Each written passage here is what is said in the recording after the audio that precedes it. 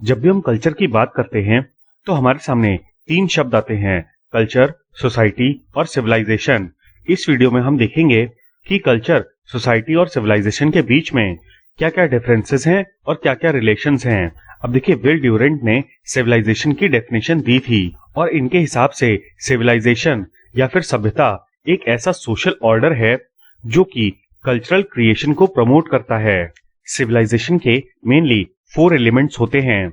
Economic provisions, यानी कि economy कैसी होगी उसको एक ऑर्गेनाइज्ड वे में तय किया जाता है। इसके अलावा पॉलिटिकल ऑर्गेनाइजेशन होता है, कुछ ट्रेडिशंस होते हैं एंड लास्टली सिविलाइजेशन की खुद की एक नॉलेज होती है और आर्ट्स होती है। अब देखिए, इसके पहले हम लोग कल्चर के कॉन्सेप्ट के बारे में बात कर चुके हैं और हमने देखा था कि कल्चर को बहुत इजीली डिफाइन नहीं किया जा सकता। इसी वजह से हमने वेरियस कैरेक्टरिस्टिक्स देखे थे कल्चर के। उस वीडियो में हमने बात की थी कि कल्चर इज इंटरकनेक्टेड। यही चीज यहाँ पे भी कही गई है कि कल्चर एक कॉम्बिनेशन है ऑफ मेनी स्ट्रैंड्स। दूसरी तरफ अगर सिविलाइजेशन की बात करें तो ह्यूमंस का जो आपस में एक ऑर्गेनाइजेशन स्ट्रक्चर है जिसकी वजह से एक सिविल सोसाइटी ग्रो करती है, उसको हम सिविलाइजेशन कहते हैं। अब देखिए, ऐसी सोसाइटी एक कॉर्पोरेट लाइफ के लिए जरूरी है, मतलब कि जहां पर एक एसोसिएशन ऑफ इंडिविजुअल्स साथ में एक कॉमन ऑब्जेक्ट के साथ काम कर रहे हों और इसके तहत इंडिविजुअल्स कोई ना कोई क्रिएटिव एक्टिविटी करते हैं। कुल मिला के इतना समझिए कि एक सिविलाइजेशन ह्यूमंस के आपसी संबंधों पर बेस्ड होती है। अब देखिए, सिविलाइजेशन में जब ह्यूमंस आपस में इंटरैक्ट करते हैं तो उससे जो आउटकम निकलता है उसको हम कल्चर कहते हैं और कल्चर के थ्रू सिविलाइजेशन में जो इंडिविजुअल्स हैं वो खुद को एक्सप्रेस करने की कोशिश करते हैं through language, art, philosophy, religion, customs और ऑर्गेनाइजेशंस। इसका मतलब ये है कि ये सारी ही चीजें किसी भी सिविलाइजेशन का पार्ट हैं, बट इनका जो आउटकम निकलता है उसको हम कल्चर कहते हैं। फॉर एग्जाम्पल, जब हम लोग वैदिक फिलॉसफी की बात करते हैं तो उसी में हम लोग वेरियस फिलॉसफीज पढ़ते हैं, जैसे द्वैतवाद, अद्वैतवाद, द्वैताद्वैतवाद।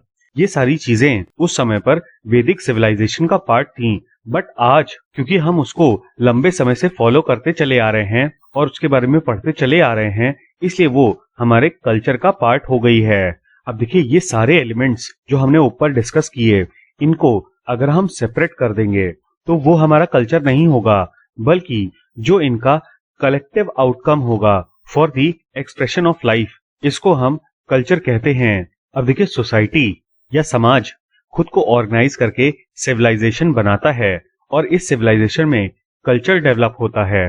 इसीलिए बिना सिविलाइजेशन के कल्चर नहीं हो सकता, लेकिन कुछ सिविलाइजेशन ऐसी जरूर हो सकती हैं जिनका कल्चर ना डेवलप हुआ हो।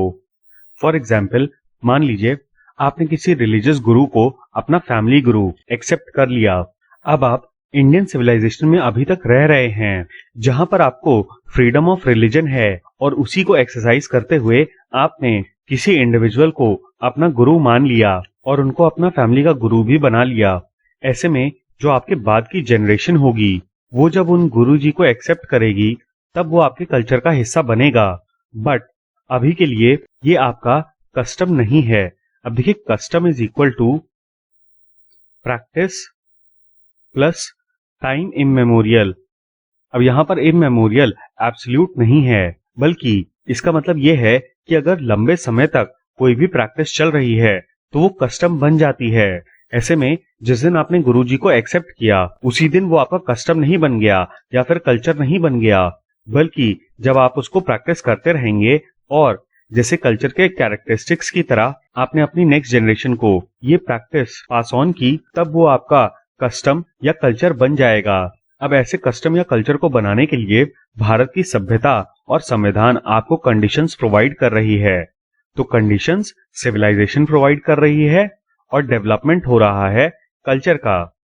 इसीलिए कहा जाता है कि culture is a florescence of civilisation. अब हम देखते हैं कि कल्चर और सोसाइटी के बीच में क्या डिफरेंस है और क्या रिलेशन है। जैसा कि हमने अभी तक पढ़ा कि कल्चर एक सम टोटल है ऑफ लर्न्ड बिहेवियर, जिसमें कि आइडियाज और वैल्यूज इंक्लूड होते हैं। दूसरी तरफ सोसाइटी का मतलब है ऐसी टेरिटरी जहां पर नंबर ऑफ पीपल रह रहे हों। हर सोसाइटी के मेंबर की एक कॉमन लैंग्वेज होती है और उनका एक कॉमन कल्चर होता है। अब देखिए, एक तरफ तो कल्चर एक वे ऑफ लाइफ है, जबकि सोसाइटी में एक ग्रुप ऑफ इंडिविजुअल्स होते हैं जो कि एक ऑर्गेनाइज्ड वे में इंटरैक्ट करते हैं। कुल मिला के एक सोसाइटी में जो लोग होते हैं उनको कलेक्टिवली हम सोसाइटी कहते हैं और जिस तरीके से वो बिहेव करते हैं उसको हम कल्चर कहते हैं। कल्चर का इस्तेमाल हम लोग किसी भी एग्जॉटिक सोसाइटी को समझने के लिए करते हैं। यहाँ पर एग्जाम्पल दिया गया है बुआस का, जो कि नॉर्थ अमेरिका के इंडिजीनियस लोग थे। कल्चर को स्टडी करने के लिए एंथ्रोपोलॉजी एक डिटरमाइंड वे है जो कि कल्चर्स के बीच में कंपैरिजन और रिलेशंस को स्टडी करने में मदद करता है। स्ट्रिक्टर सेंस में देखा जाए तो कल्चर सिर्फ अपनी राइट्स के लिए स्टैंड करता है, न कि दूसरे कल्चर्स के लिए, क्योंकि कल्चर का प्रयास खुद को बाकी कल्चर से डिफरेंट साबित करना होता है।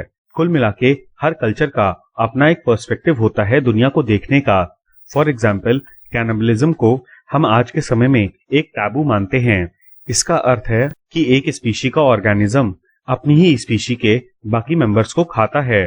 पास्ट में काफी सारे ऐसे कल्चर हुए हैं जहां पर इंसानों के बीच में कैनिबलिज्म फॉलो होता था।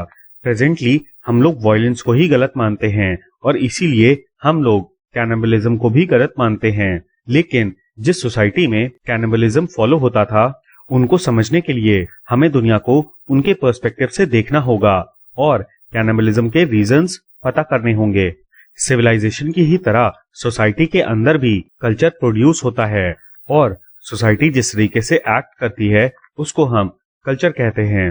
अब देखिए, सोसाइटी की एक और खासियत होती है। किसी भी सोसाइटी में जो इंडिविजुअल्स हैं वो हो सकता है कि एक दूसरे को ना जानते हों, लेकिन वो लोग क्लास, नेशन और जेंडर जैसी एब्स्ट्रैक्ट कैटेगरीज में अपने आप को लिंक्ड पाते हैं।